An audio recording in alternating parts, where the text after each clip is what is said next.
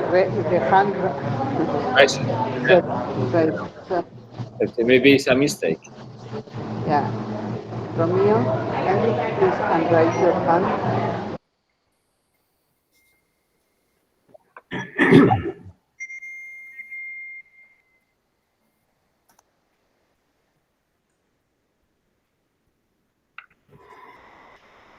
Okay.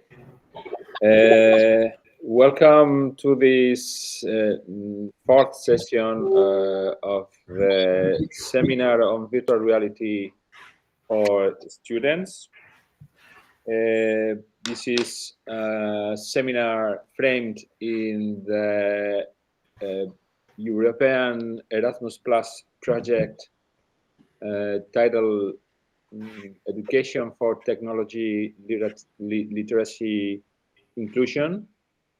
I have to say that the seminar is going very well with the expected attendance, and as every day, I would like to give some advices just before starting with the contents of this session. First of all, I would like to thank Javier Aldazabal, who is the person that is going to present a case study and is going to be introduced by Professor Elena Lacilla. Thank you very much, Javier Aldazabal, for joining us. Secondly, I would like to invite you, if you haven't done yet I would like to invite you to fill a survey that the team project has, the project team has prepared related to the virtual reality knowledge and augmented reality knowledge among people. The survey is located in the webpage of the project that you're watching already now in your screens, e4tle7.com. Here you will find a survey form that is a very brief survey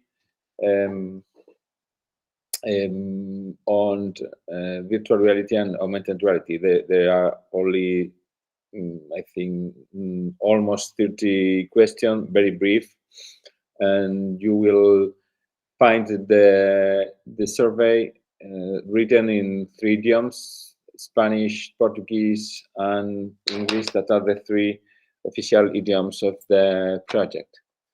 Thirdly, I would like to ask you at the end of this session, after the turn of questions and comments, I want to invite you to open a common discussion on virtual reality at the end of this seminar, because officially we finish today, but tomorrow we are going to have a on-site session with these devices at the School of Architecture. We're looking forward to this session because we think it's going to be very interesting for students that are going to join us. But also I want to invite you, if you need, or you want me to explain something more or repeat any content that has been delivered during these days, mainly the first day and the second day. I don't have problem to repeat, for example, some contents or some explanation, introductory explanation with the meta devices. And finally, I'm going to show you which has been the structure of the seminar that has divided into 4 sessions. The first one, theoretical one. Maybe people from India missed this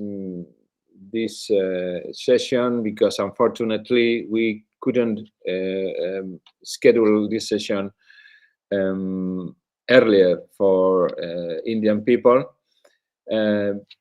The Monday session was a practical and demonstrative session with MetaQuest and some other web pages and applications in order to know how to create virtual reality contents. And these 2 last sessions, Tuesday and Wednesday, have been focused on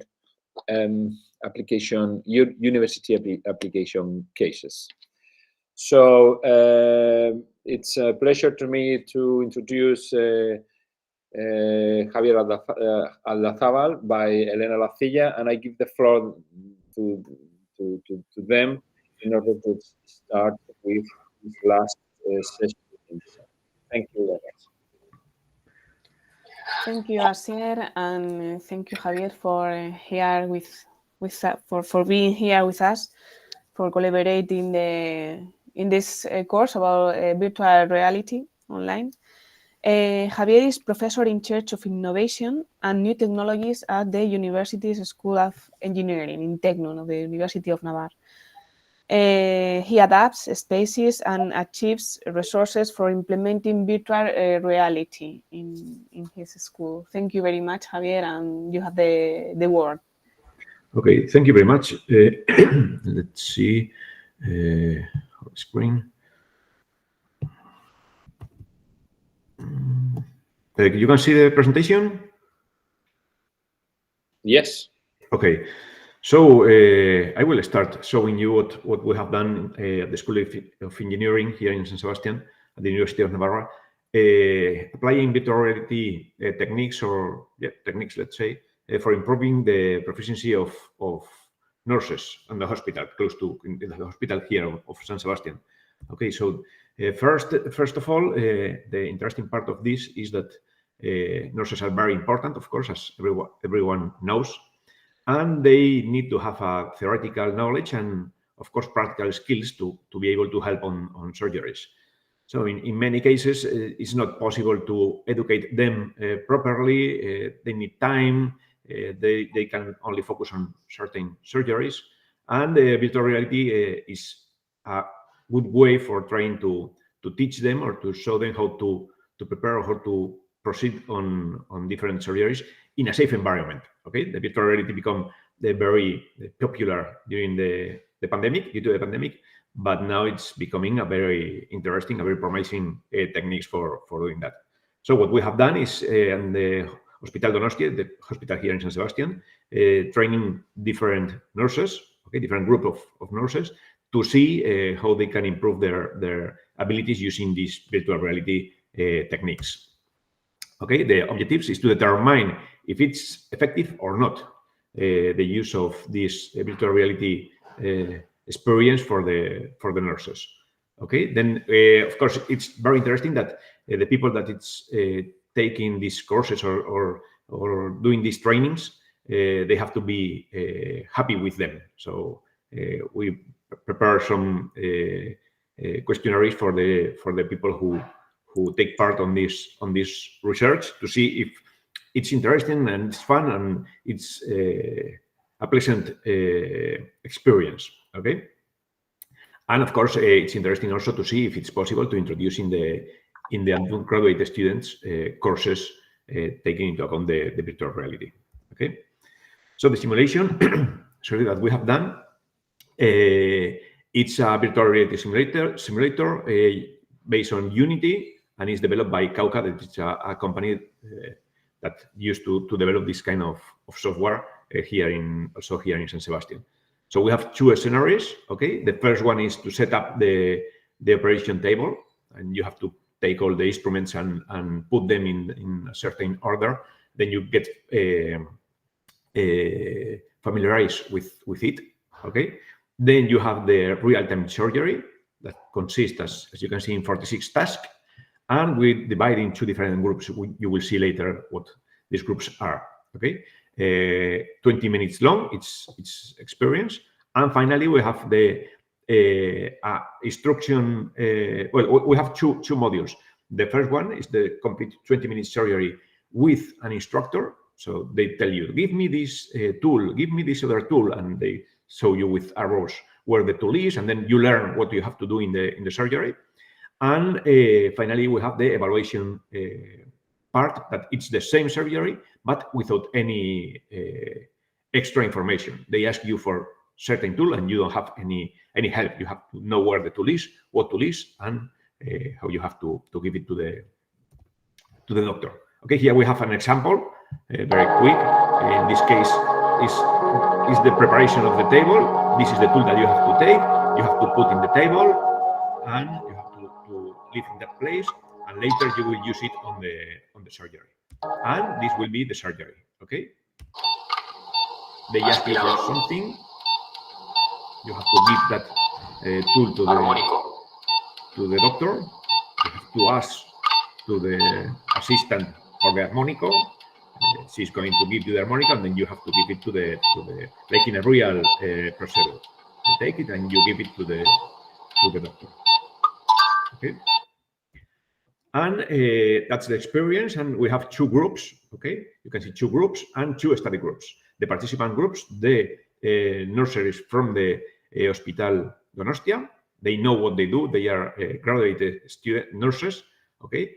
And we cannot allow in our group people that works in the thoracic surgery group, because it's the group that they know how the surgery is. So we want people that or nurses that they don't know anything about that kind of specific surgery.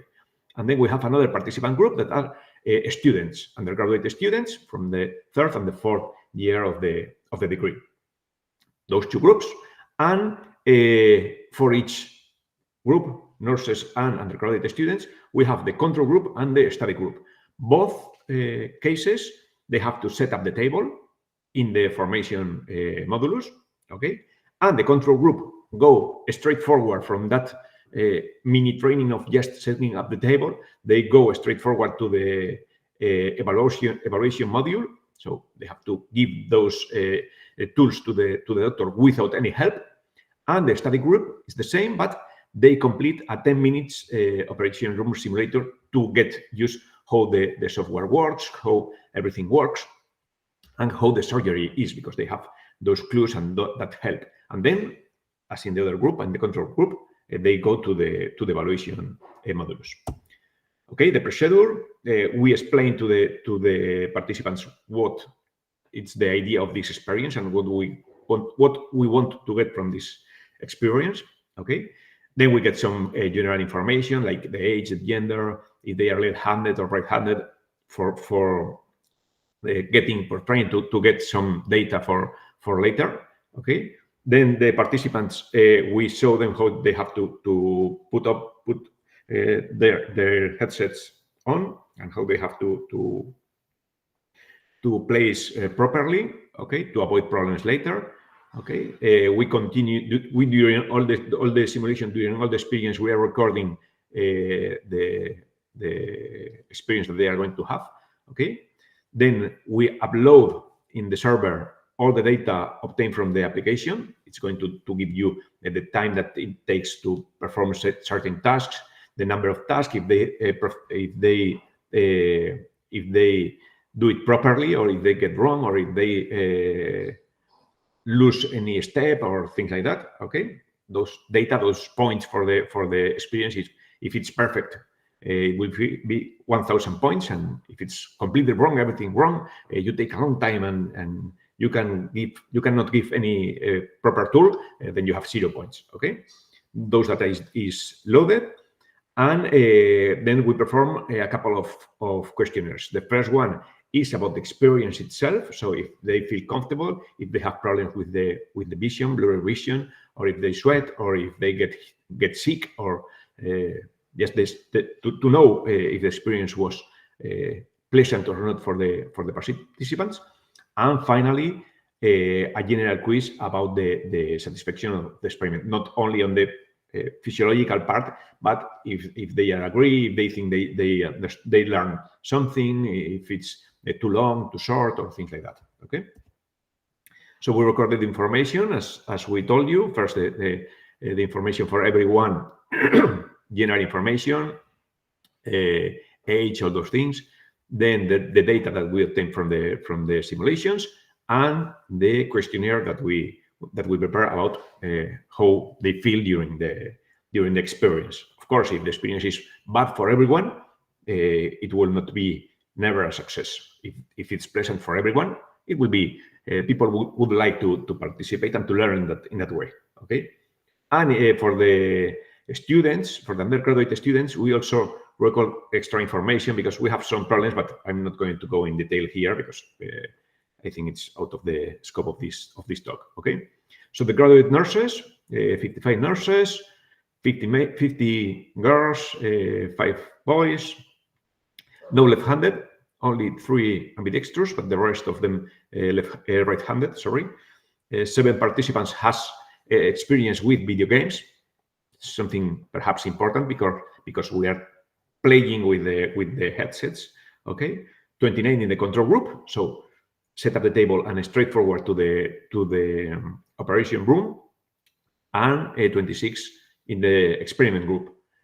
Set up the table, 10 minutes tutorial about the surgery with help, and then to the operation room. Okay, the mean age 42, just data for knowing the people that we are working with. Okay, then these are the effects that we observe. Okay, in those questionnaires.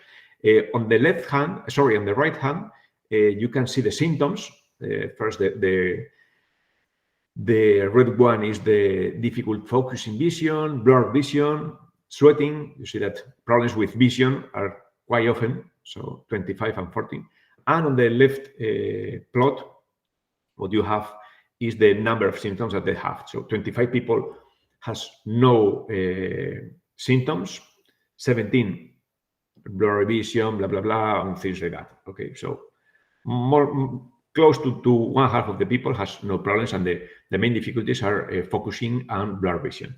I would like to say that with the new version of the MetaQuest 3, those problems will probably disappear because they changed the lenses and things like that.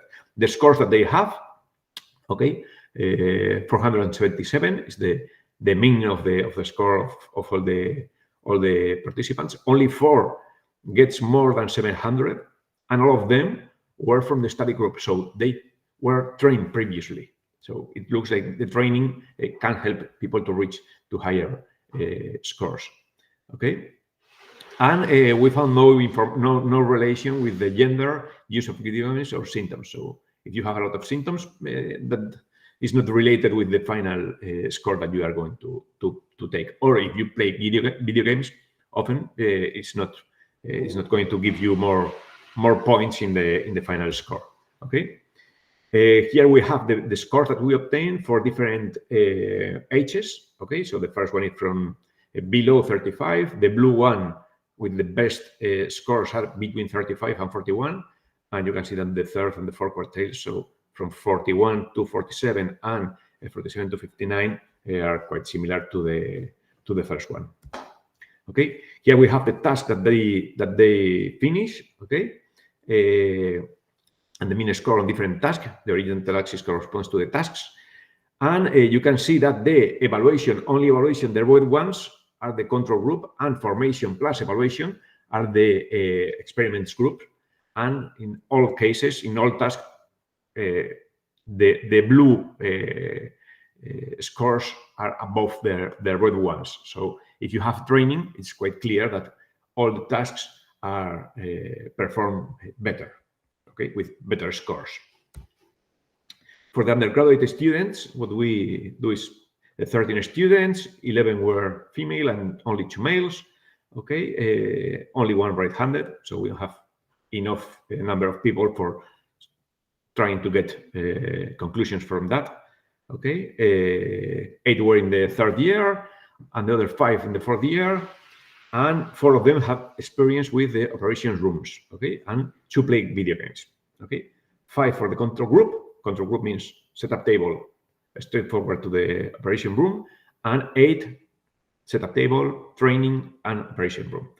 And the mean is 25 years. Okay, the average score is a bit higher, so instead of 477, 489, so it's a bit better for the students, but not too much. Okay, they have more symptoms. It's quite curious, because I will expect from younger people less symptoms, and I don't know, but they have 70% of the participants has symptoms for the undergraduate students versus the 60 for the professional nurses. Okay, there is no influence in the score, so it's quite similar to the previous one, and the average score is still present. Okay, so almost the same results as for the graduate students. And conclusions for this virtual reality is a valuable tool for training nurses. Okay, it's clear, we see and we observe that it's true that it's better for them. Okay, participants are happy with the experience. They don't give any negative remarks. Okay, it's interesting for the students to have virtual reality courses or practical courses. They can go to the hospital or to the operation room, but it's more difficult, it's more dangerous, and this is very, very interesting for them. Okay, and we don't have a lot of people. The numbers are the numbers that we have, and the persons that we use in the experiment are the ones that we have. So we don't have more people for doing the experiments, and it will be interesting to go on and get more results to see more in a more quantitative way how the introduction of virtual reality for training nurses can help us. Okay, and this is everything that I would like to tell you. Thank you very much, Javier. You're welcome. Thank you very much.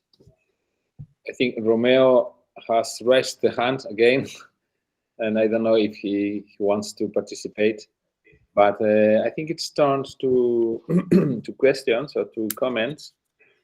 And I have some questions, Javier, because we are discussing during these days how it's going to be, how we perceive the next future of virtual reality in education. I mean, as a professor of architecture, I can visualize that the next years are going to be very exciting and promising times, because my feeling is that the virtual reality has just started to be introduced in our classrooms. But I think there are several things that need to be improved, as for example, those filling questions with the devices. You have mentioned that the MetaQuest 3 are going to be more comfortable and are going to be less aggressive in terms of feeling bad. But for me, it's very it's a challenge, the inclusion of this technology among the people that can afford to be able to can afford in terms of price this kind of devices, because as far as I know, the Meta glasses cost more or less between 300 and 500 euros or dollars. But I think that even the new glasses that Apple is going to release in the next months are very, very expensive, because I heard that they are going to cost more or less 3,000 euros. That it's impossible. But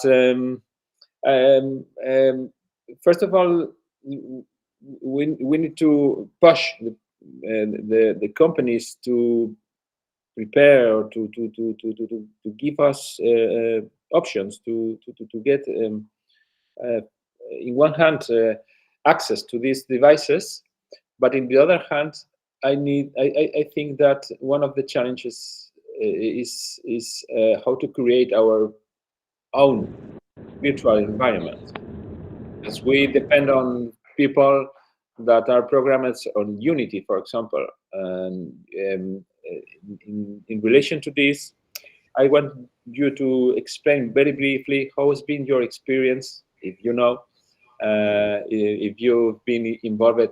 How has been your experience with the Unity people that have prepared the program that you need to use with the students? Yeah. Okay. I will answer you quite quickly. I'm sorry because I have another meeting at 1:30, so I'm going to be a bit late. So the problem that we have found is that it's the software. So I know that the headsets are expensive.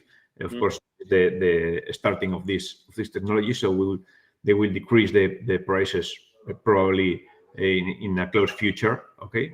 So what the problem that I found, and I was talking with several people from Meta, is the software that you have a lot of software for killing aliens, but you don't have any, or you don't have too much applications for education. So the problem is that nowadays I think that the problem is that there are some softwares that can help you, but depending on architecture, you can see your designs. But for engineering, you don't have an engine for disassembly or things like that. So it's quite hard, and I don't have any experience with Unity. So these people from Cauca, they develop this kind of software, so they are professionals on that. But it's a very specific and only for that specific tasks, not for the general public or for engineers or for, I don't know, for physicists or for other studies. But the problem, in fact, is the software. Yeah.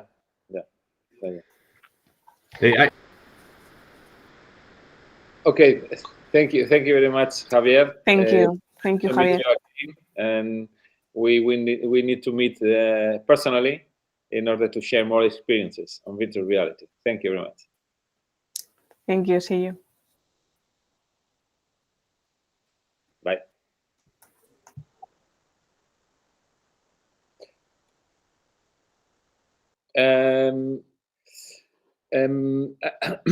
I want you to, now that we have finished with the contents, I would like to invite you to comment, and even I would like to propose you, because I'm seeing many students from Navarra and also from India that maybe weren't at the Monday session with the Meta glasses. And in order to introduce the next session on-site session that is tomorrow, I would like you to ask if you want me to show you a brief introduction with the Meta, sharing my screen and giving you the first lesson. So tomorrow, with people at the school, we can advance. We can have in advance the first steps that you are going to face tomorrow with the Meta. So if you want, I can repeat very briefly the Monday session, the introductory session with the Meta. So you can start to learning in the use of the Meta. I don't know if you want to. Asier, I strongly recommend to the students from the University of Navarre to stay and listen the class of the Monday, because they have a class in during this session. So I think it's important if they are going to assist and attend the session for tomorrow in the school and to take and use the classes. I think it's very important that at least a base or a bit knowledge about that. So yeah. I recommend you strongly. Okay, so if you want, I can. Jose Alejandro Molina Diaz, for example, says that he wants to, and maybe Álvaro, Valentina, Jaime, Sofía, Ana Jimena, Fatima, even Indian people that weren't with us on Monday can also watch in the next in 30 minutes, almost 30 minutes, how the meta works.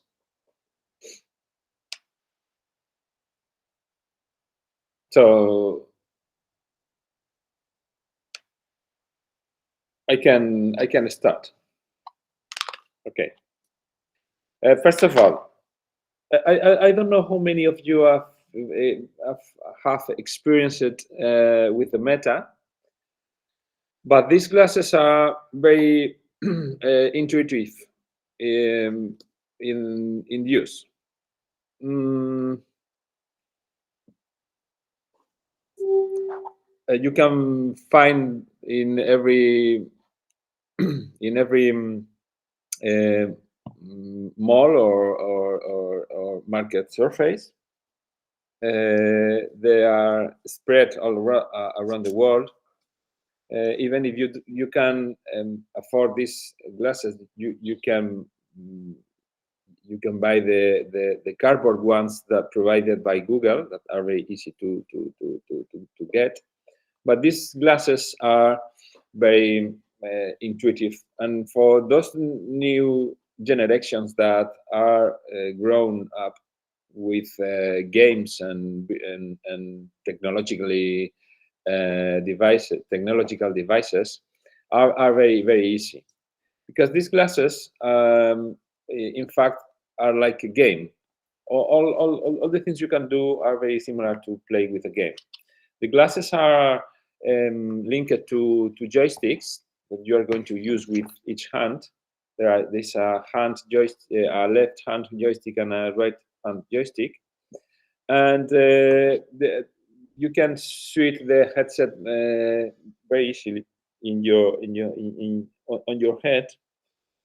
If you use glasses, you don't need glasses unless you have a huge myopia or another visual dysfunction. But for example, I don't need my glasses by using the Meta. Here you have several buttons. These are volume buttons. This is the switch on off button. You can adjust the lenses to the position of your eyes, and it's as simple as switch on the glasses and then you start to run. What I'm going to do now is to share what I'm watching with my glasses with my screen. So you are going to watch what I am watching with my glasses. For this, I'm going to share my screen. For this, I'm going to share my screen in order you to allow which are the processes that you need the steps that you need to do if you want, for example, to share what you are doing with your glasses with other people. Okay, this is my screen, and I'm going to type here Oculus.com casting. Oculus.com casting is screen located in the Oculus.com webpage that allows you to share with your laptop or computer the screen that you are watching with your glasses. I'm going to put my glasses, right? It takes a few minutes the link.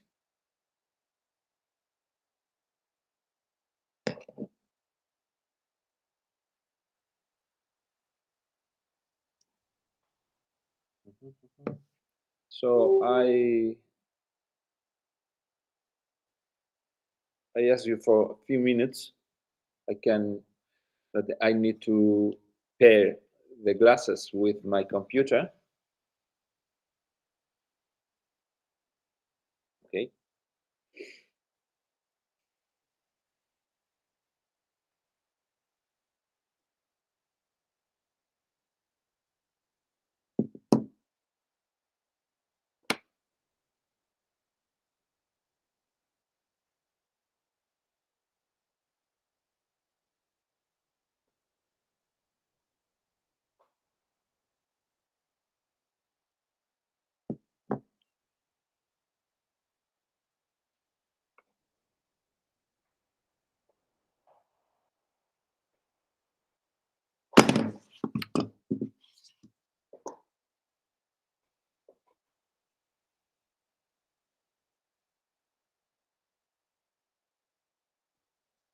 Okay. Can you see my screen?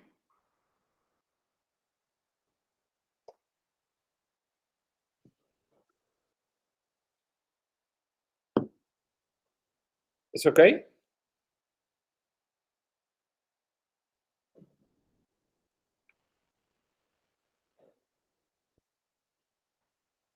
Okay. Well, I am already now in the virtual reality mode. I am using my glasses, and as you can see, I am in a virtual space that looks amazing, because I am surrounded by a very beautiful landscape and in a modern architecture. Okay, and in front of me, I have a sidebar, right, with several applications, icons. There on my right, there is a screen with my avatar that I have created. I am saying hello to you. And in front of you, you can see these two joysticks. You see the joysticks, right? The glasses have two small cameras in the front of the device that recognize the movement of my fingers and my hands. And as you can see, the joysticks are similar, and you have several buttons here in the joysticks. Tomorrow we will see the function of these buttons, but these two buttons, this one and this one, these two buttons are very important, because are like the click buttons of the mouses of a mouse. This is the enter button, right? And these buttons on the side of the joystick are also very important, because they allow us to use the joystick as if it worked to pick up things.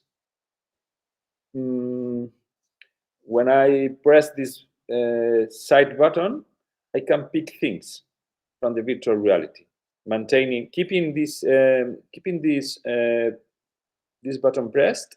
I can take objects, and if I finish pressing this button, the object will be let instantly. There are other buttons, like, for example, these joysticks that allow me to move, right? The B button, the A button, X button, the menu button here, or the meta button, this one with this small icon. That is very important, because it will allow me to enter or to exit from applications. The main step, the first steps in the Meta virtual reality are very easy. Even you can, okay, I'm going to show you briefly the settings of the customization of the space. Here in my sidebar, I have my avatar. By pressing with this button here, it appears my avatar, my profile, my followers, why I'm following.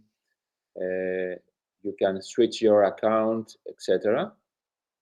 Then you have an information icon, notifications.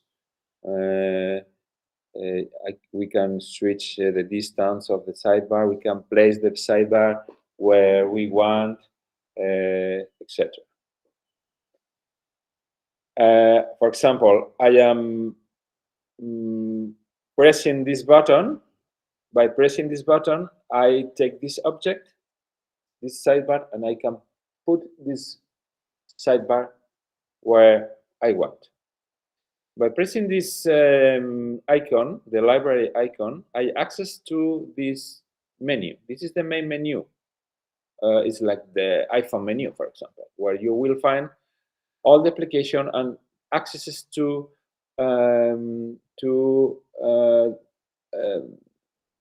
like an Apple Store. This is the Meta Store. You will find free applications, paying application, etc. I can change the visualization of this screen by pressing here. It transforms. Even I can move this menu and place it where I want, wherever I want. Okay. So this is the main menu, and here you will find a lot of applications. As you can see, there are, for example, design applications. I recommend you, if you are architects or designers, Gravity Sketch and Archeo. These are free applications. If you want to work with other people with Meta, or even with without Meta, you can arrange online meetings with this application that is very interesting. Workrooms. Several companies are developing their common application as PowerPoint, Excel, Word, in order to work, in order to introduce them in the virtual reality. But there are several also applications for visualization. YouTube has its own VR channel. MetaQuest is their own Meta TV channel. Meta Horizon is the well-known metaverse application, etc. Even Netflix, Prime Video, Disney, etc. have his own platform on virtual reality, so you can download the application and watch a TV show or a film in not in a 3D, not only in a 3D, but also as if you were in a big cinema, in a big cinema, as if you were seated comfortably. But you can access to application and to look for different applications. There are several, and currently this menu is actualizing with more and more proposals from different companies. Tomorrow we will introduce you in the first steps application that gives you some preliminary training in order to familiarize yourself with the joysticks, with the movement, etc. I am seated now at my studio, but you can use the Meta standing in a place without furniture. So you can move, you can translate, you can interact more freely with the virtual reality if you don't have, if you want to be stand and in a place without furniture or without objects. Here, so tomorrow we are going to introduce you in the first steps application. I am not going to go into these first steps, and I am only going to show you how to configure, how to customize these first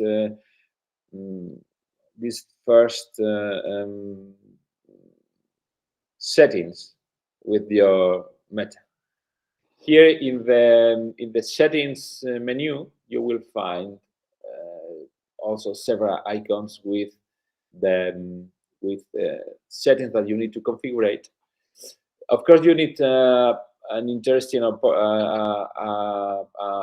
Wi-Fi connection, because all these things work online. All these applications are better if you work online. You can configure your physical space. I mean, the place that you are working with your Meta. It's very important that you configure the level of your floor, that is, as you can see, is marked here with a blue circle. And even you can change your mode from the statical mode, that is this one, to the dynamic mode. This is configuration of the physical space. But you also can configure your virtual space.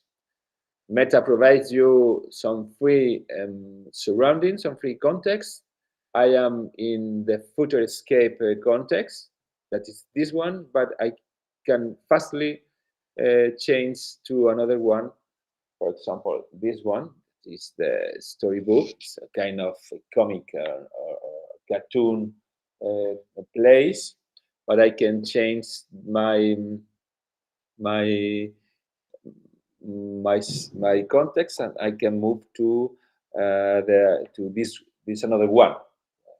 As you can see, I am placed in a forest cabin, in a forest house. There are also sounds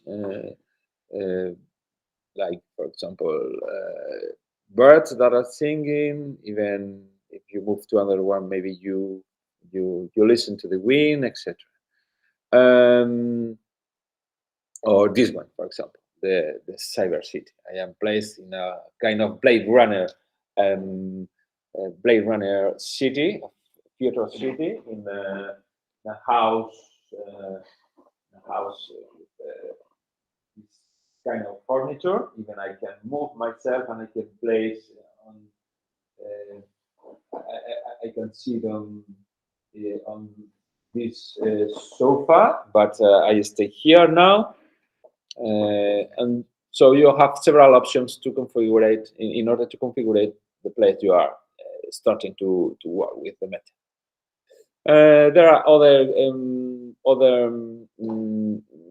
settings that you need to you can configure. I mean, the idiom, the Bluetooth, the storage, app permission, etc. Even you can configure your movement tracking, your hand tracking, because this is a very interesting option that gives you the Meta device that this is related with the interaction with the virtual reality. I've been used the joysticks in order to interact with all these objects, the sidebar, the menus, etc. But by pressing twice the joysticks this way, oops, the joysticks disappear, and just, sorry, I need to left my joysticks on the desk, and they disappear, and but my hands are in front of me. These are my virtual hands. I can move my fingers, and here you have two small icons. If I press my thumb finger with my these two fingers, sorry, or these two fingers, I can press the button, for example, pack, and it's like a click with the mouse. If I press and I keep pressed my fingers, you're looking at my fingers, I can move the things, right? So this is more free, a more free option, right? Because I don't depend on the joysticks. It's kind of future situation. I can imagine Tom Cruise in films just moving and picking and designing and creating things, because these two cameras that the Meta have in the front allow us to avoid the use of the joysticks. So that is very interesting. Okay, tomorrow we will practice with this mode, and I'm going to return to the joystick mode just by only picking again the joysticks. So this has been a very small, brief introduction of the Meta settings. You have uploaded in our webpage. We will share with you the videos that are located in our Drive and webpage, where you will find the session of the Monday session where we introduce the Archeo, the Gravity Sketch, the workrooms, and other application to virtual reality. But I think this introduction is enough in order to tomorrow extend the contents related with the Meta. So I'm going to go out the virtual reality, just only taking off my glasses, right? They disappear from the screen, and I'm stopping sharing my screen. I'm going back to the reality. I have to say that it's a rare sensation, because you move from a virtual to a real environment very quickly, instantly, and it's funny. In fact, it's funny. So I think it's done for today. And if you have some questions or comments, please, they are welcome.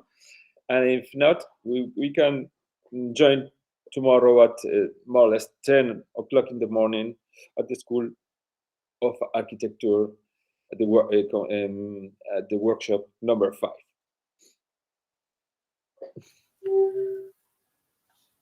Asier, may I ask a question? Yes. Okay. Yeah, so I don't know, some of us are architects, some of us are not, but looking at this, what you have been teaching us on first day and also the last presentation, if you were a young architect, I mean, first of all, where this, let's say, this library, no? You enter in this world and you can pick and choose up whatever. That content, who is in charge of doing those contents?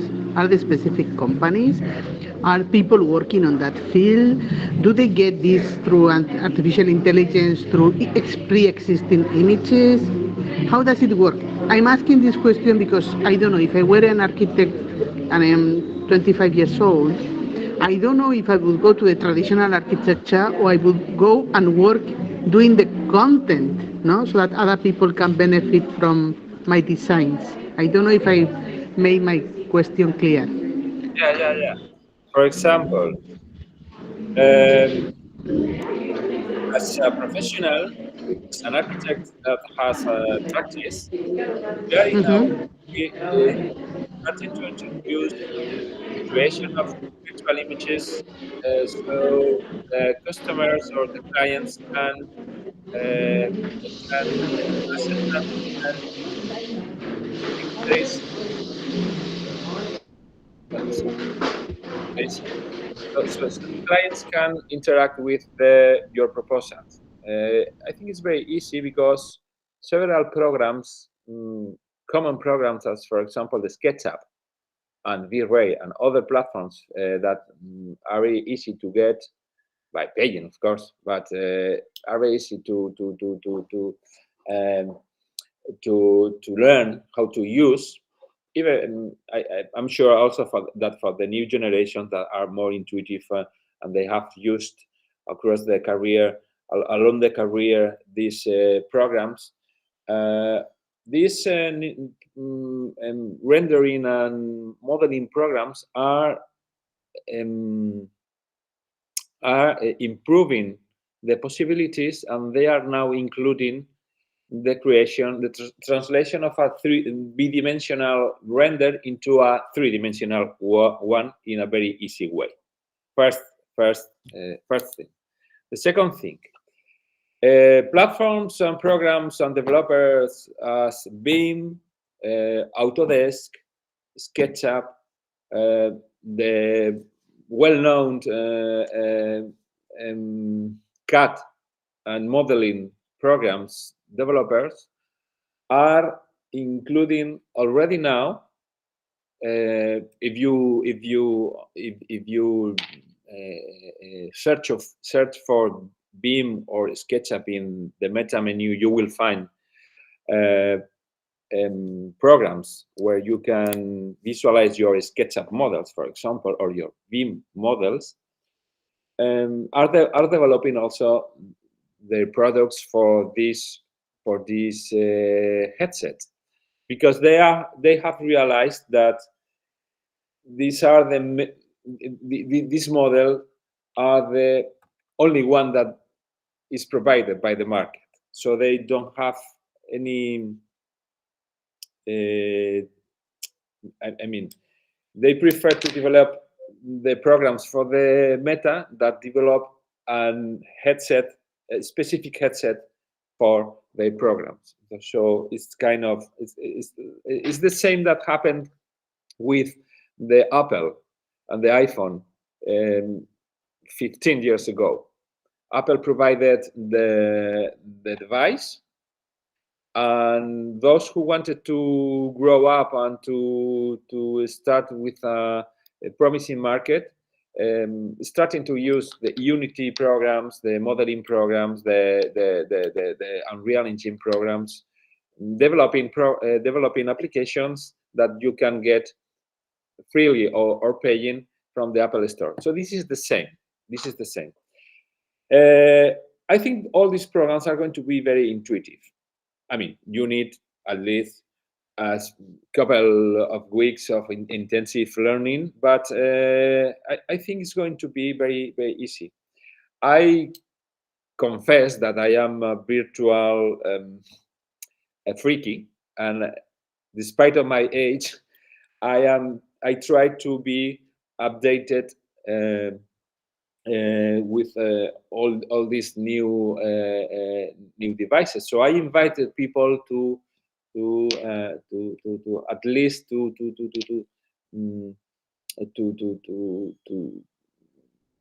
investigate a little bit about the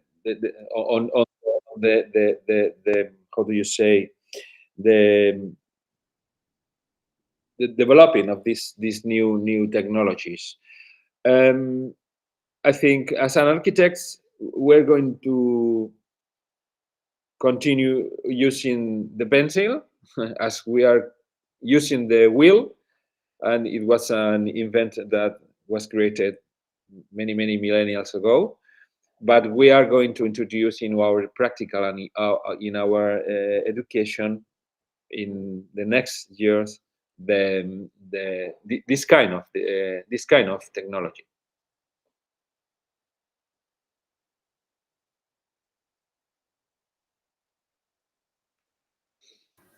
Asier, sorry, I have a question. Thank you very much for the presentation.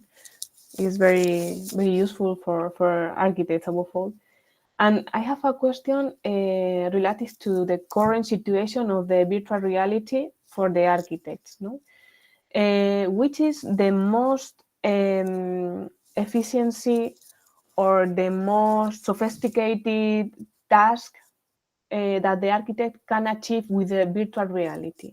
For example, the virtual reality is capable to build a building in the virtual reality to see how the construction could be, and to see the possible mistakes that during the construction could appear, and to prevent these issues. Or, for example, or perhaps at the moment we can see in the virtual reality only the aspect of the building, only the aesthetic things, or also the technical things. This is my question. How is the most efficient or the most things that the architect could see in the virtual reality? By now, due to the complexity of a building or a city or a big data, this technology, I think it's only prepared for visualization, right? Not for creations. I mean, if the creations are very simple, as for example, a model, or an object, a simple object, a geometry, you can use this technology. But if you want to modelize technically a building or a city, or use GIS with the meta, they are not already prepared, and I think there are many years needed in order to create a device that is prepared more in a more complex way, because you only, I mean, you can only use a couple of buttons, and if you want to modelize by using BIM a building, there are a lot of things that you need to introduce in the model, as well as in a very specific and exact way, because the facilities and the construction details and the data and all the elements, components, and materials needs to be very precise. So by now, these glasses are only prepared for visualization, of complex building. Why not? And also for visualization of existing things, right? I think they are more useful for visualization or for traveling than for working, creating complex models. I mean, yesterday, on Monday session, I showed you in the introduction of the Gravity Sketch application, the main screen, they appear, for example, a car modelized by the Gravity SketchUp, by the Gravity Sketch program, by a guy that is an expert modelizing cars. So you can modelize, of course, cars as complex objects, but for example, for architects, it's not the same a building than a car or I don't know, or a cup or a shoe. So I think they need to be improved. But I know that Autodesk, SketchUp, on all these programs are working very hard, are working hardly in order to introduce the platforms into the virtual reality. Okay, thank you, Asier. María Inés. Gracias, Asier, por tu presentación. Thank you very much for your presentation, Asier, and your team for today and for the previous days. I'm really enjoying here. Well, I'm here also as a student, besides being a lecturer too, so I have to apologize probably for the two questions that I have for you. But I'm not so freaky as you are, but I understand that this is necessary and that I need to be updated, and I'm open always to learn. But sometimes I feel a little bit, how do I say, scared about this, and at the same time optimist. So my two questions are totally different. The first one is, in how many years do you think we will be using these technologies, so virtual reality, augmented reality, and all the technologies that our project has included, but you're presenting virtual, so probably for you it's easy to talk about it in our classrooms.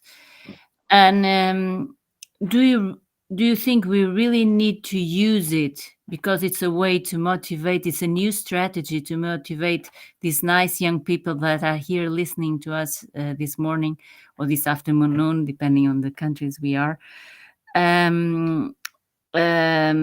or because I was seeing you playing with the joysticks, and probably most of those things I can do in a laptop, of course, when I'm out of the office. And so my questions is that, do you think this is really necessary to use? Do you think we cannot move away? I give you an example. Probably before pandemic, I was teaching with a blackboard or with a whiteboard, and suddenly we came with Zoom and the other technologies like this one that we are sharing this presentation, and we don't need to be presentially to share this knowledge. And this year I went to the classroom and I had an intelligent board, and I didn't learn how to be there, and I had to teach.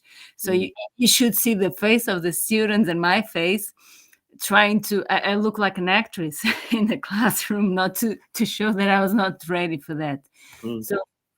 So these are two different questions. Do you think when this will be compulsory, how many years we will be with all our glasses in the classroom instead of having the blackboard?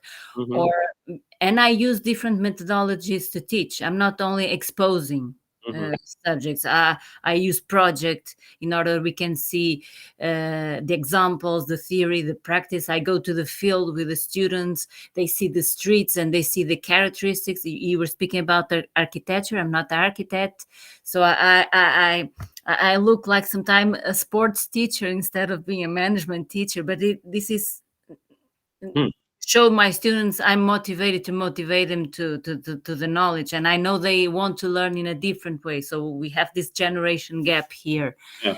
Okay, I don't know. Yeah, very, very interesting, Maria Inés. I mean, I have to start telling you that I have more than 25 years of teaching. Me too. 25 years of teaching is a long and enough time to have a little bit of perspective and how to manage and how to deal with this new reality that we are to face. Okay? When I was a student, my relationship with the knowledge through the professor was very different. I shared a lot of time. I shared a lot of time speaking, and I shared a lot of time at the library. Yeah. Right. Formal teaching. Yeah, and I read a lot, but I didn't have an iPhone. I didn't have even a laptop. I didn't have a computer. Right. So my access to the knowledge was limited to the lessons of the professor, of course, as an architect, to my work as with the pencil and the models, physical models. And then when I was studying my last year of career, then the computer appeared. And wow, what is this? I can do a lot of new things with this new tool. Today is the day that I am using very, very strongly the computer, and very, very strongly, very intensively the pencil, right? I'm very happy because I know when I need to use each tool. The problem is not the tool. The problem is the percentage of the time you use this tool and when you use this tool. If you use the meta or the virtual reality to teach the students how they can project, you are not using the correct tool, because there is a path that I mean, I am going to confess that my wife is a psychologist.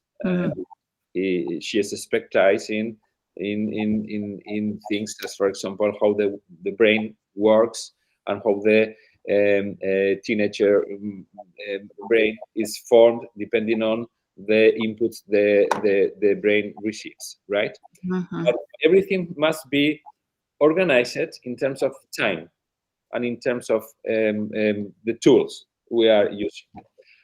But I imagine myself in the next 15 years, and I suppose there is not going to be a revolution, but an evolution. Because, for example, when I was a student, I went to the history classes, and I remember that in some classes I fell asleep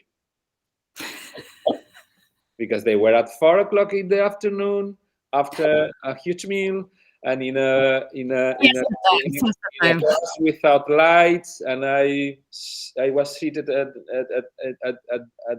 the end of the class with the lights, and I more or less in 30 minutes I was asleep, right? Right. But if I imagine the class of my teacher on Venice, not through a boring explanation of Venice and of San Marcos of Venice, but with the glasses that transport myself into Venice and into San Marcos of Venice, then I can imagine that the inputs are very different and more strong. You know? So for motivation of students, you think so? Sorry? For the motivation of students, you agree with me? But for the motivation, and of course that we need to go with the students to Venice, and we need to, as much as we can, we need to travel on students. Of course, the travel, for example, is a student. Yes, of course, it's much better because you interact, you smell, you hear, you touch, etc.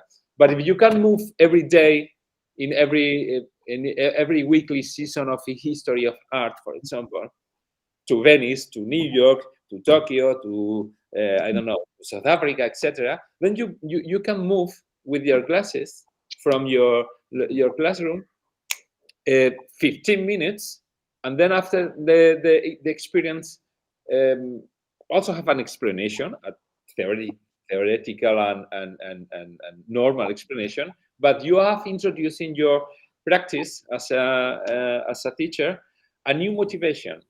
And I'm sure that the students that are a new technological generations are going to be very happy with these new ways of learning. Of course, it's always depending on the teacher. If the teacher wants to continue the practice or the classes, giving lessons in a non-interactive way, this is the option. But if you want to encourage the students to be motivated or more related to your contents, you can use these technologies. So you think we will have option? I Sure. don't think we will have option. I Yeah. think we will be all with our glasses on. No. You have your I don't think so. no. Every professor has his own way and choice to free. They're Yeah, free. I think free. they're free. Yeah. We are not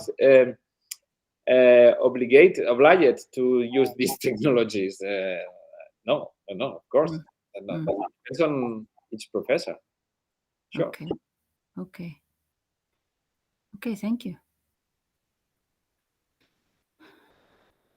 I don't know if Romeo wants to say something.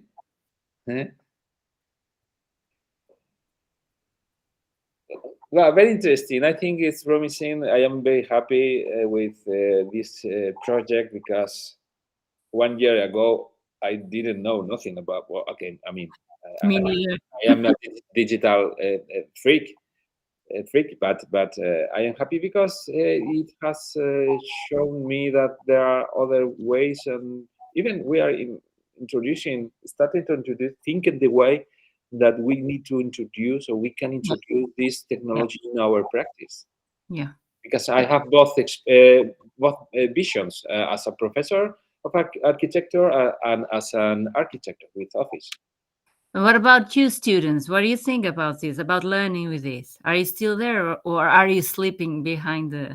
I will tell you tomorrow's experience, but we have tried to show with these 3 cases in our own university how we are starting to introduce this technology, and the results are promising.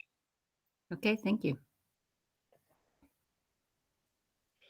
Okay, so if you don't mind, we can close this very interesting session, and we finished our seminar for students, online seminar for students, inviting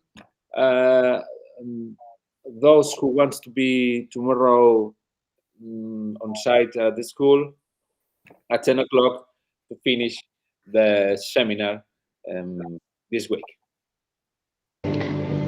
Sorry, Asier, maybe one final reminder, if they want to get a certificate, please fill the feedback assessment, fill all your details, and you will get the certificate within 1 week time. Very important.